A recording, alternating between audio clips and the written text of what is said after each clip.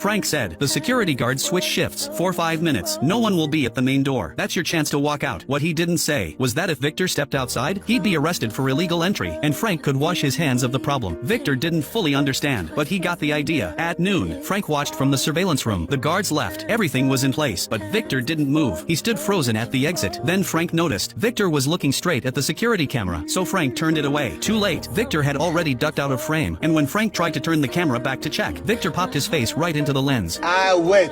Clearly, this plan wasn't going to work, but free snacks alone weren't enough to keep him going. He was starving. Then he noticed a woman return a luggage cart and get a quarter back in return. That's when Victor saw his opportunity. Most travelers didn't care about the 25-cent deposit, so they just left the carts behind. He gathered 3, returned them, and earned his first 75 cents. That bought him his first real meal in days, a hamburger. Soon, he was returning dozens of carts, upgrading from burgers to full combo meals. But Frank had been watching, and he wasn't going to let Victor turn his airport into a side hustle, so he assigned security staff to collect all the carts. Victor's cart retrieving business was over. Back to free snacks. Still, he didn't give up. He bought a dictionary and some books, and studied English every night with a headlamp. Day by day, word by word, he learned enough to start real conversations. When he felt ready, he went to Officer Dolores to apply for entry. She couldn't understand why he was bothering, but Victor smiled and said, You have 2 stamps. 1 red, 1 green. So, I have chance go New York 50-50. What he meant was, as long as he kept trying, he had a shot. Frank, meanwhile, was still keeping tabs on him. He figured Victor would eventually get desperate and do something illegal. Then he'd finally have a reason to get rid of him. But that night, something unexpected happened. A food delivery guy named Enrique brought Victor dinner. Why? Because Enrique had a crush on Officer Dolores, but was too shy to talk to her. He saw Victor chatting with her every day and came up with a deal. You help me win her heart, and you'll never go hungry again. Victor agreed. From then on, he talked to Dolores daily, not to apply for entry, but to find out everything she liked. Then he'd report back to Enrique, who rewarded him with meals from the VIP lounge. It worked out perfectly for both of them. During this time, Victor's English improved even more. He was finally fluent. Thanks to Victor's help, Enrique learned everything about Dolores, and Dolores started noticing Enrique too. Eventually, he worked up the courage to ask her out. He showed up in his best suit, nervous but hopeful, and when Dolores arrived, she held out her hand, showing she felt the same. They got married right there at the airport. It was simple, but unforgettable. Travelers clapped. Strangers cheered. That little wedding car became a symbol of love and hope for everyone who saw it. Watching it all, Victor realized he couldn't rely on Enrique forever. He needed a job, but no store in the airport would hire him. No ID, no phone number, nothing. At the last shop, the manager told him, even if I wanted to hire you, how would I reach you without a phone number? Victor took that as hope. He ran outside, memorized the number of a public phone, and gave it to the manager. The guy pretended he'd call. Victor waited all night. No food, no bathroom breaks. He just stood there, waiting. Eventually, the phone rang. The manager told him the job was already filled, and asked him not to sit outside the shop anymore. Heartbroken, Victor wandered through the terminal, passing a crumbling wall. It was so poorly built, it cracked when touched. As an architect, he couldn't stand the sight, so he started repairing it himself. It